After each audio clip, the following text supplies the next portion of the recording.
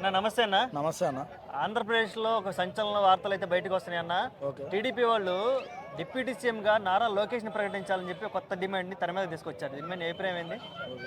నా అభిప్రాయం అయితే కరెక్టే అనుకుంటున్నా. ఎందుకంటే నారా లోకేష్ బాగానే చేస్తున్నాడు కాబట్టి డిప్యూటీ సీఎంగా ప్రమోట్ చేయొచ్చు. ఐ థింక్ దానితో పాటు నాకు ఒక అనిపించింది, నాకే కాదు ప్రజలందరికీ అనిపించే ఒక మాట చెప్తాను. నాకు తెలిసి ఇది ట్రోల్ కావచ్చు. నెక్స్ట్ పవన్ కళ్యాణ్ కూడా ప్రమోట్ చేసి సీఎంగా చేస్తే బాగుంటుందని నా అభిప్రాయం. చంద్రబాబు నాయుడు ఏమో వాళ్ళని దిగిపోవాలా లేకపోతే ఏమన్నా సలహాదారుడు ఉండాలి.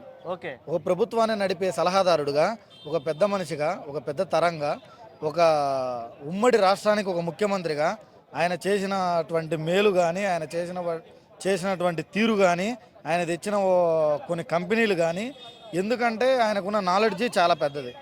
ఆయన సపోర్ట్ తీసుకోవడం అనేది వీళ్ళకి ఒక గురువు దగ్గర ఒక శిక్షణగా అనుకోవచ్చు మనం. ఓకే, 100% పవన్ కళ్యాణ్ సీఎం క్యాండిడేటే కాబట్టి సీఎంగా ప్రమోట్ చేయొచ్చు. అసలు ప్రజలు ఏమంటున్నారంటే, ఏమయ్యా మీకేమన్నా అసలు సీఎం పదవి ఇచ్చిందే ప్రజలు, డిప్యూటీ సీఎం పదవి ఇచ్చిందే ప్రజలు, అలాంటి ప్రజాభిప్రాయం లేకుండా మీరే ఒక డిసిషన్కి వస్తారా? మీరు అసలుకి లేదంటే మీరు కావాలని పవన్ కళ్యాణ్ మేము కుట్ర చేసే విధంగా చేస్తున్నారని వార్తలు వస్తున్నాయి. ఇప్పుడు పవన్ కళ్యాణ్ డిప్యూటీ సీఎం కావడానికైనా, నారా లోకేష్ ఐటీ మినిస్టర్ కావడానికైనా ప్రజలే కారకులు.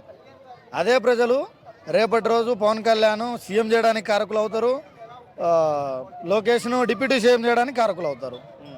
అదే ప్రజలే కదా ఇక్కడ నిర్ణయించేది, అదే ప్రజలు.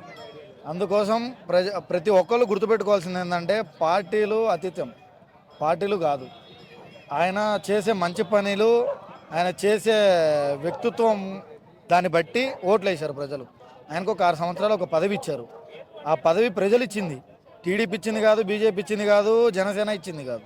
అది ప్రజలు ఇచ్చిన పదవి. పదవిలోని ఉంచండి. ఒక 5 సంవత్సరాలు పదవి ఇచ్చాడు కదా, ఈ 5 సంవత్సరాలు ఉంచండి. మీకు చేత కాకపోతే ఓటేయకండి, నెక్స్ట్ దింపేసేయండి. ఆయనే స్వతహాగా చెప్తున్నాడు కదా 100%.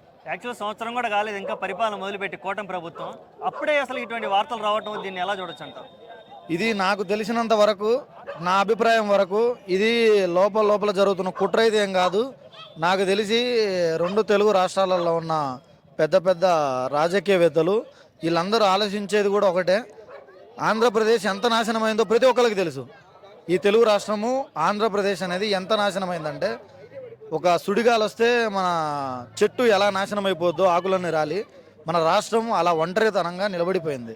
అలాంటి రాష్ట్రాన్ని బాగుపరచడానికి చంద్రబాబు నాయుడు గారికి, పవన్ కళ్యాణ్ గారికి ఇద్దరికి అధికారం చేపట్టారు. కాకపోతే పవన్ కళ్యాణ్ చేసే మంచితనాన్ని చూసి, ఇది రాజకీయ వేదిక మీద మాట్లాడుకున్న గుసగుసలు నేను అనుకుంటున్నాను, పవన్ కళ్యాణ్ని సీఎం చేయాలని పోరాడుతున్నారని అనుకుంటున్నాను. ఇక్కడ పవన్ కళ్యాణ్ సీఎం అయితే కానీ లోకేష్ బాబు డిప్యూటీ సీఎం కాడనేది నా అభిప్రాయం. 100%.